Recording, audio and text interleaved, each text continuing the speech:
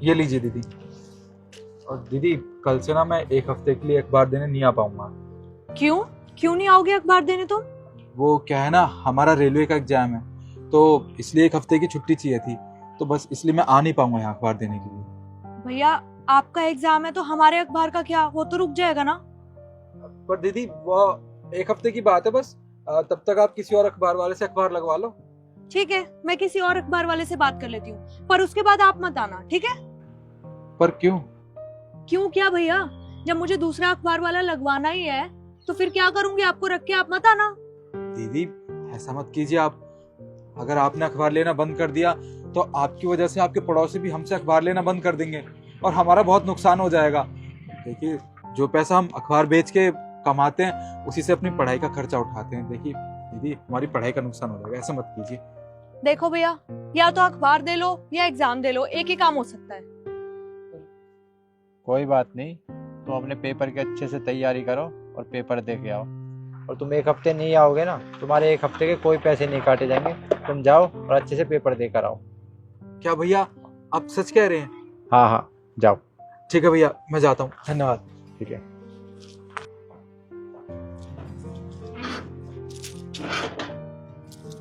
तरुण, तुम एक बात बताओ, क्या किया है तुमने उसके साथ? तुम मुझे एक बात बताओ, तुम क्या कर रही थी उसके साथ? उस बेचारे ने इतनी पढ़ाई की, इतनी मेहनत की है, और तुम उससे ये कह रही थी या तो तुम अखबार दे लो या पेपर। तुम्हें पता है उसने कितनी मेहनत की है इस पेपर के लिए? वो बेचारा सुबह 4 बजे उठता है, उसके बाद सभी घरों में अखबार बांटता है, लेकिन उसका काम फिर भी खत्म नहीं होता। 2 काम और करता है इसके बाद। 2 काम? हाँ, 2 काम। जब वो अखबार बांटने के बाद फ्री हो जाता है ना, तो पास वाली सोसाइटी में गाड़ियाँ साफ करता है। गाड़ियाँ साफ करने के बाद भी उसका काम खत्म नहीं होता। उसके बाद बेचारा फूड डिलीवरी करता है, पूरे शहर में घूमता है। जब ये सारे काम से फ्री हो जाता है ना, तब जाकर वो कहीं पढ़ाई करता है। पूरा दिन पढ़ाई करने के बाद 2-4 घंटे सो पाता है। क्यों? वो सो ही नहीं सकता, क्योंकि सुबह उसे 4 बजे फिर उठना है, फिर अखबार बांटने, फिर गाड़ियाँ साफ करनी है, फिर खाना डिलीवर करना है। क्यों? इसलिए करता है वो ये सब, क्योंकि उसके पास ना पढ़ाई करने के लिए पैसे नहीं है। इसलिए वो 3-3 काम करता है। और तुम उसके साथ ऐसा बर्ताव कर रही थी।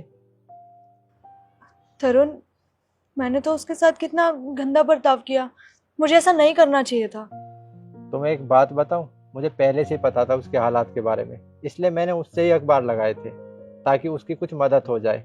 वैसे तो वो मदद लेगा नहीं किसी से, मेहनत कर कर कमाता है और पढ़ाई करता है, अपना घर का खर्चा चलाता है। तभी मैंने उससे कहा कि तुम जाओ, अपने पेपर की तैयारी करो और अच्छे से पेपर दे के आओ। समझ गई मैं, और मैं भगवान जी से प्रे करूंगी कि वो एग्जाम में पास हो जाए और उसकी अच्छी नौकरी लग जाए। हाँ, और मैं हमेशा भगवान से यही प्रार्थना करता हूँ कि भगवान सबका भला करे। चलो।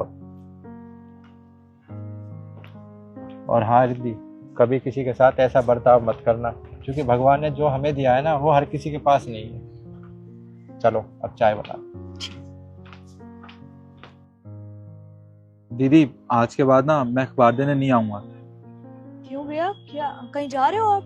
नहीं, मैं कहीं जा नहीं रहा, पर मैं आपसे कह रहा हूँ ना कि आज के बाद मैं अखबार देने आऊंगा ही नहीं। कुछ बात हुई है क्या भैया, मुझे बता सकते हो आप? कुछ बात नहीं हुई है। दरअसल बात यह है कि आपको याद है, अभी कुछ दिनों पहले मैंने आपको कहा था कि हमारा रेलवे का एग्जाम है, हम एग्जाम देने जा रहे हैं। उस एग्जाम में ना हम पास हो गए और हमें टीटी की नौकरी मिल गई है। अब देखिए ना, हम नया सूट पहने हैं। आज के बाद हम अखबार नहीं बेचेंगे, ना ही गाड़ी पे कपड़ा मारेंगे। अब हम ट्रेन में टिकट काटेंगे। अरे ये तो बहुत अच्छी बात है, मुबारक हो तुम्हें। जी, धन्यवाद।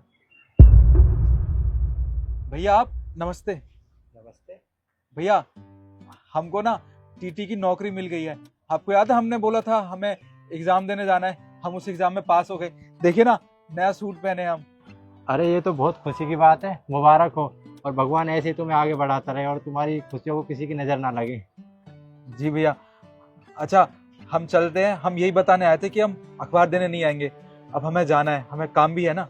ठीक है, और समय मिला तो तुम्हारी ट्रेन में सफ़र करने जरूर आएंगे। जी, चलते हैं।